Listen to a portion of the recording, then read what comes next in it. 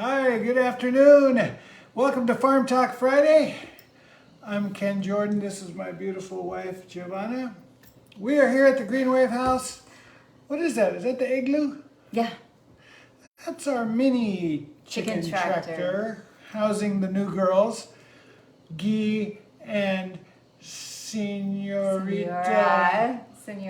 Senora Elegante, that's right. Totally did not forget her name. I don't know if we've gotten any eggs from her. Yeah, So well, far. she's still working on it. She's going to produce the greatest eggs ever. Yeah, so we have our little lineup today of things that we want to talk about. We're going to talk about the chickens at some point. What? We don't plan anything. No. Okay. So you may notice it's kind of an overcast day. We had beautiful sunny weather the last 2 days, which is strange because we're in the middle of the worst rainy season part of the year. But anyway, it rained today. So it's still super nice though. Hakeem, hello. Yeah, it is still nice. And we needed it because we have some grass going into like little blocks. Yes. Yeah, blocks Zacate block. The driveway. Yeah, for the driveway. For the driveway. Anyway, are you going first, or what are your updates this week? My updates, I just love you, honey. Oh. So Ken does a lot of administrative things for our households. And I feel like I need to start assigning him things to do outside so he has something to talk about on Fridays. But I normally have stuff to talk about. He does have this cherimoya he could talk about, maybe. Yeah, we were just a little rushed today, so I don't Yeah. have much. Hey, here's a cherimoya. It's super interesting looking, and normally it doesn't have that black stuff. Or it might. It doesn't matter. This is like, like gel. This is like rubbery stuff. Anyway, you open it up, and you get a little bit of fruit, but it's delicious. Super good. Yeah. And the brown stuff's good. That's part of nature. So Part of nature. I think it's fine. We do have some friends in town, which is really cool. Harry and Sue, who just joined, Hey, actually. Sue! So what was exciting is we were just at lunch with them, and they too are on a journey of permaculture, whatever we want to call this. So we had someone tell us within the last year, like, oh, they came over to see what we were doing, and they're like, oh, you have a hobby farm. Yeah. We're like, oh, Yeah, is that what farm. we're doing? Okay. Yeah. Well, farm is a stretch, but it's a farm for us. that's right. Yeah. Also to, who's that guy from Led Zeppelin? Robert Plant. Yeah, Robert has got a big farm. And so when we told him about our little farm, he was very confused. We're like, well, what we're doing is like lots of things in like a small amount of space instead of like 40 acres and having cattle and such. But anyways, at lunch, Harry and Sue were talking about, they were really excited. They just planted pigeon pea, and they were calling them false sunflowers. And, sometimes I have to hear people out because they might actually have something different than we have, and they do live in a different part of Costa Rica. But it turns out that it's the same plant, and so we're doing the same kind of strategy. And ours is called, we call ours mountain sunflower. Mountain sunflower. Yeah. Yeah, so it's not edible, and you use it, it's beautiful, and so it's a pollinator, but it's also really good for mulch. And we call that kind of like chop and drop. Like, so you grow things, and then, I feel like I don't chop and drop enough, even though I love cutting things. Like sometimes I think I let them be too beautiful when really like the idea was like you cut them and they'll come back, but I need to chop and drop some more, I think, in the future. Okay, so it's just all on me. What about those baby pocket buds? They're cute. I didn't see them though. You didn't see them? Okay. I was taking a shower the other day. You and know, I I took my machete today and cleaned out a beautiful path to the water pipe. Fantastic. Yeah, how about that? Something that needs to be fixed, which is important, and that's part of permaculture, is fixing leaky things, especially going into the dry season when we need to save and conserve every last drop. Yeah. Okay, so yeah, I just, like we had the cherimoyas coming in. We actually have a lot of them. And I have to admit, like, I don't know with some of our fruit yet, because we're just starting to get these trees that were never producing. They're starting to produce now. It's like, hey, that's so cool. When do I pick you? I'm not even sure, like, what's the right size? Like, what's, some things you can pick when they're still hard and green. Like we're learning with the breadfruit that it's okay. You can eat them both ways. And sometimes, like, they'll ripen anyway, so you can just get them early. The cherimoyas, I don't know. I need to actually look that up. So, I mean, you can wait until they turn yellow, but then you risk having a little bit more growth and browning. And I've noticed already on some of them that are getting to a certain size that, there's like little spider colonies and stuff on them. So anyway, that would bring me to this thing that I wanted to tell you about, and also everybody, called flying spiders. So they're just the little tiny spiders, like so tiny, like the top of like a pin tiny.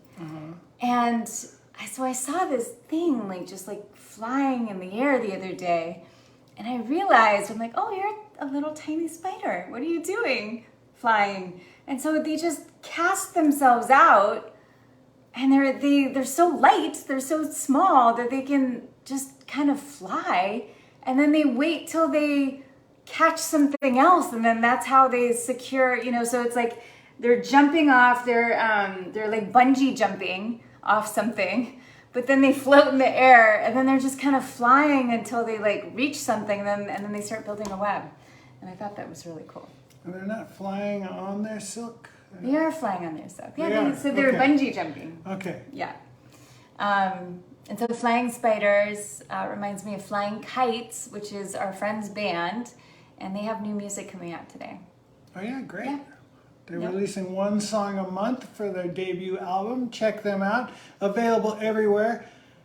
Spotify, Apple Music, all over the place. It is? Oh yeah. Oh, okay. And they have a really cute video out that's like Zelda oriented. Okay, so chickens, the chicken update. The new girls are doing okay. They like to be by themselves.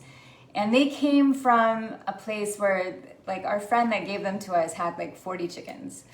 And then those chickens were having chickens, So they're used to like lots of chickens and maybe not a lot of people. So they don't really like us or trust us. They don't trust us yet. I don't know if they ever will. I think that they've grown up as chickens, living with chickens, and they're like, I know you bring us food, but I don't really want anything to do with you.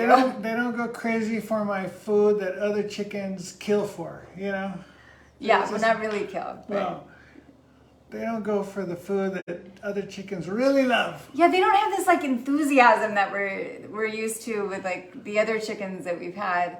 But they're very cute, and so I got them a few little toys as well, and kind of like the old girls, no one's playing with the chicken toys that I bought. So I thought maybe our girls, because they are, contained, we moved them, so they're free range-ish. They're doing a great service to the land, fertilizing and such. But I thought, hey, maybe they need some enrichment. And I found this company, and they make chicken toys that break down. So most of the pieces are like wood or twine or whatever. No one's playing with anything. Well, somehow we'll get them on the toys. Yeah, or maybe it will take one day. I mean, one day we won't have these chickens because they don't last forever. And they're, I think the maximum life expectancy of a chicken is like 6 years. I think we need to clear out more space under the new toys. I think that, yeah, we have like a, maybe. We'll post some pictures. We'll post some pictures and we'll give an update next week. Yeah. So I think, oh, no, I keep forgetting. Okay, This is the last thing, you guys. This is the last thing. We're trying to make Farm Talk Fridays short. I make these ads, our Farm Talk Friday adverts. Yeah. And they have stories behind them. And I'm picking these images for a reason. And I usually have something to say about it. And then every single week I forget. So like last week or the week before, I had one that had Alex in it with some of his friends, like when they were here for Envision at the Green Wave House. And so it had them here at Green Wave House and Scratch, who's our cat. Alex is our good friend that just recently passed. Yeah, and so I was trying to honor him. This week, I posted, it was, hopefully, if you go back and look at it, you'll see that it's like devastation. And what it is like somebody got into our patch of arrowroot. So we had an arrowroot robbery and like all the plants have just like fallen. And so they kind of look like gingers, like this. For some reason, this ginger plant died, but look, I got these two. These are pretty, so I'm gonna offer them to the goddess area. But yeah, our arrowroot, like someone came through, probably like a peyote, just by the way that it looks, I think like a peyote. It was all dug up, and now I kind of understand, like, you know, when you're a kid and you read like the little books, and they're like, oh my gosh, the rabbits, you know, or what are the other things that like North American people are worried about? There's all sorts of rodents and such. Gophers. Gophers. Yeah. So I looked at this patch and I'm like, oh Gophers man. drove my mom crazy. Really? Yeah. Yeah, like things getting in, you know, and they just mess everything up. So, I mean, it's not a complete tragedy. Like we have the arrowroot. It's been multiplying. We did make arrowroot flour once. Like I'm not even sure it was enough to make like a batch of arrowroot flour cookies. And so I was kind of excited. I'm like, oh yeah, we'll just like grow more of this, and then we can have gluten-free. Not that we're big on the gluten-free, but like, why not if you're growing arrowroot? And yeah, I don't know if that's looking like that's going to be part of our future now. Because of the robbery. Because of the robbery. Yeah. Arrowroot robbery. So hi to Jody and Kristen. And so we're going to be signing off unless you have anything else that you want to talk about. That's it. We didn't really talk about the baby pocket butts.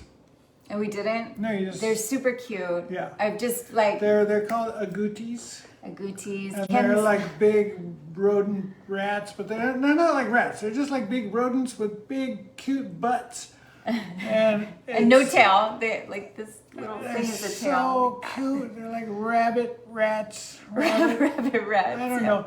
And I don't know how they stay alive because they're not fast or big. They are fast. Or they don't have teeth, or I don't know, you know. So they have teeth. But we see them pretty much every day now, so it's great.